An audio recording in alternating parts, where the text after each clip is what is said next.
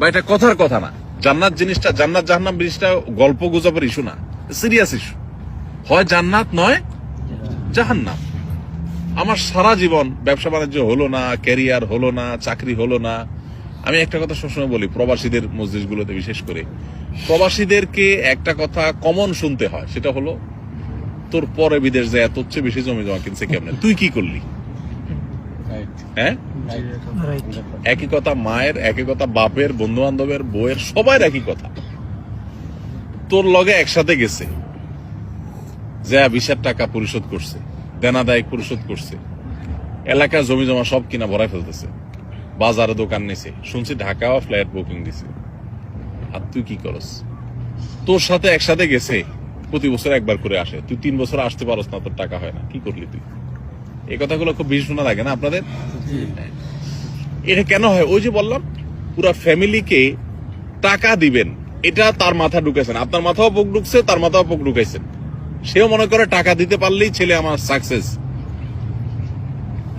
ছেলে আমার সততার পথে থাকতে পারলেই সাকসেস, এটা তার মাথায় ঢুকে নাই, আপনার মাথায়ও সেটা নাই। এই জন্য সেও সুখে নাই, আপনিও সুখে নেই, না সে সুখে আছে না আপনি সুখে আছেন। তো এই জন্য ভাই, দৃষ্টিভঙ্গিটাকে বদলানোর চেষ্টা করি। আল্লাহ তাআলা আমাদেরকে সে তৌফিক দান করুন। আমরা এই প্রবাস জীবনে যতদিন থাকবো, আল্লাহর আদেশ নিষেধ মেনে পরিপূর্ণ এবং খাঁটি মুসলমান হওয়ার চেষ্টা করব। আমার জীবন চলে যাবে, ফজর নামাজ মিস হবে না জামাতের সাথে, রাতে আমি ওইভাবে শোবো, ওইভাবে ঘুমাবো, আমার ফেসবুক টিপাটিপি বা ইউটিউব টিপাটিপি করে গিয়ে আমার ফজর নষ্ট হতে দেবো না। যে চাকরি করতে গেলে আমার নামাজই হয় না, ইবাদতই হয় না, চাকরি আমি করবো না। এখানে আপনাদের জন্য কত সহজ ভাই, যারা ইউরোপ, আমেরিকা, পশ্চিমা দেশগুলোতে চাকরি করে, শতকরা কত % মানুষ হালাল চাকরি করতে পারে সেটা একমাত্র আল্লাহ ভালো জানেন।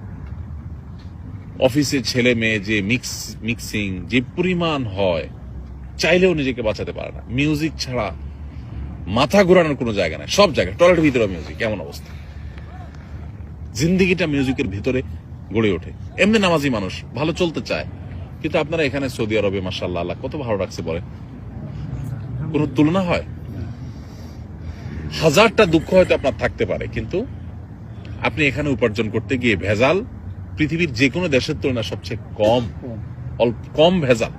ভেজাল ছাড়া তো পৃথিবী কোথাও নাই, কিন্তু অন্য দেশের সাথে কম্পেয়ার করলে আল্লাহ আপনাকে জান্নাতে রাখছেন এখনো। এই নিয়ে আমাদের শুকর আদায় করবেন।